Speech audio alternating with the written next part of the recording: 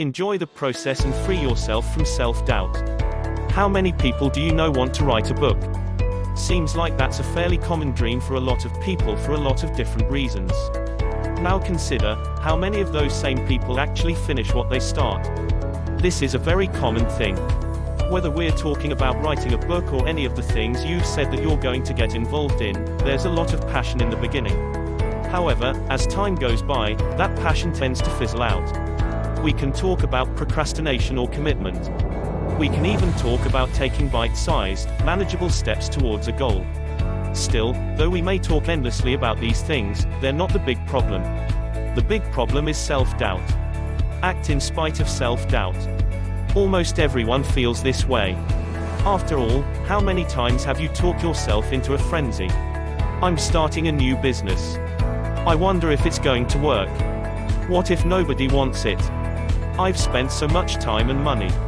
I really hope this works out. These thoughts can haunt you. So what do? First, you feel the fear and do it anyway. Act in spite of self-doubt and anxiety. You get on out there, and you start to write, or develop your idea, or sign up for courses, if you need information to grow and improve. You say, I'm not going to let this take me out. I'm going to do the best I can. I'm going to enjoy it the best I can. However, second and most importantly, you detach from your intended outcome. Detach from your intended outcome. This might come as a shock. In fact, you might be saying, what the hell are you talking about, How do we meet our goals and stay on track without being attached to what actually happens? Let me try to explain this through a story about an event called Burning Man. Burning Man is a yearly event that takes place out in the desert near Reno. During this gathering, about 65,000 to 70,000 people from all walks of life come together in their own kind of alternative community. The most interesting thing about Burning Man is that they do a lot of spectacular artwork. In fact, they do huge pieces, things that are 30 or 40 feet high. People have worked on these pieces for a full year. I'm talking pieces that could probably be sold for $5 million, easily. Do you know what they do with it all at the end of the event? They burn it. Why? Because it's not about the result.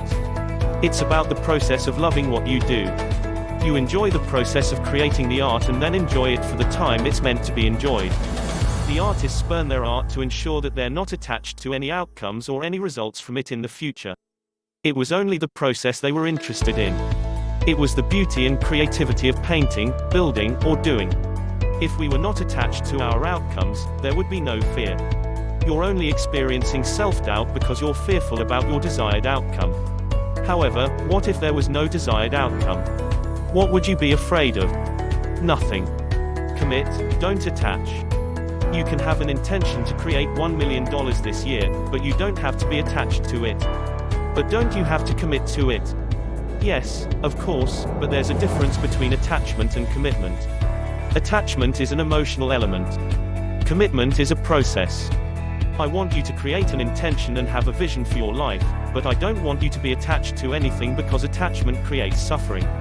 Buddha said it best, the number one cause of my suffering is believing that I have to get what I want in order to be happy. Read that again, the number one cause of my suffering is believing that I have to get what I want in order to be happy. True or true?